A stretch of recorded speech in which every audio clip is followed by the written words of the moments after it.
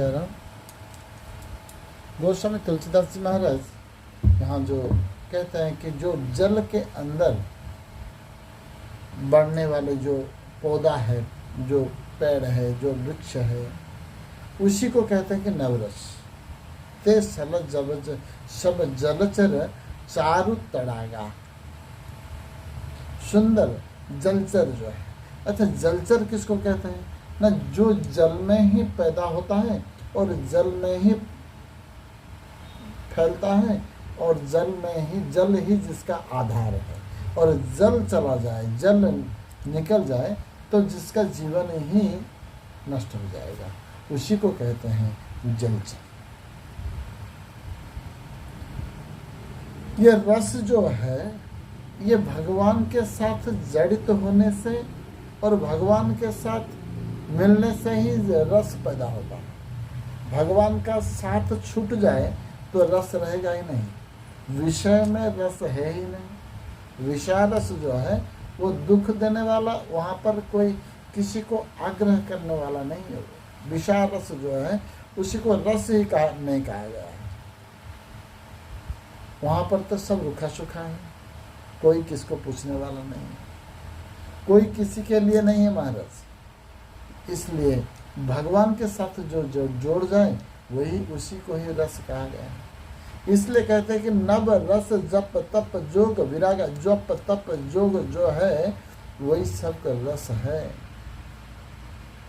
और जब तक भगवान का चिंतन है तब तक रस वर्धित होता रहेगा, और चिंतन छूट जाए तो वो रस ही खत्म हो जाए। इसलिए जलचर, सुंदर जलचर चर जो है, चाहे पेड़ पौधा को हो, चाहे जीव जंतु को, मछली इत्यादि इत्यादि प्राणी जो जल के अंदर बढ़ते हैं, पैदा होते हैं और जल के अंदर उनका ही समाप्त हो जाता है, उन लोगों को रस कहा गया है। क्योंकि भगवत चिंतन में रस पैदा होता है और भगवत चिंतन में ही वो बढ़ता है। भगवत चिंतन ही उनका लक्ष्य है और भगवत चिंतन करते करते भगवान को प्राप्ति करना ही उनका जीवन का अंतिम पड़ाव है। और भगवत चिंतन समाप्त हो जाए तो वो भी रस समाप्त हो जाता है। इसलिए भगवान का चिंतन में ही रस है।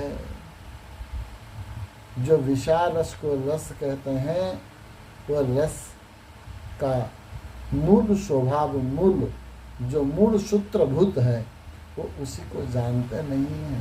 इसलिए कहते हैं विषय विवेक रस है। विषय रस होता तो वो आनंद देता।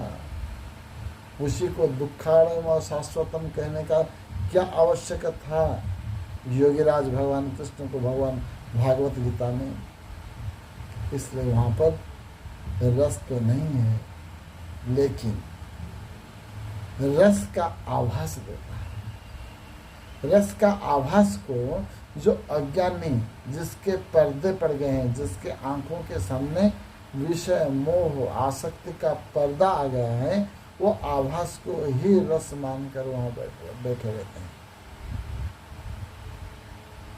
और विषय भी जब खत्म हो जाता है, विषय तो सीमित है ही, चाहे काम को, चाहे क्रोध को, चाहे सब सीमित है महाराज। और सीमित में कभी भी,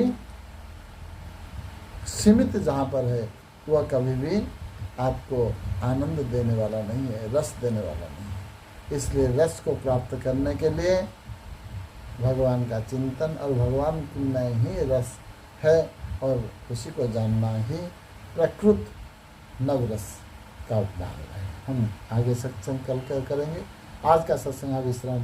बोलो मानस कटोरी बिहारी जी महाराज की जय।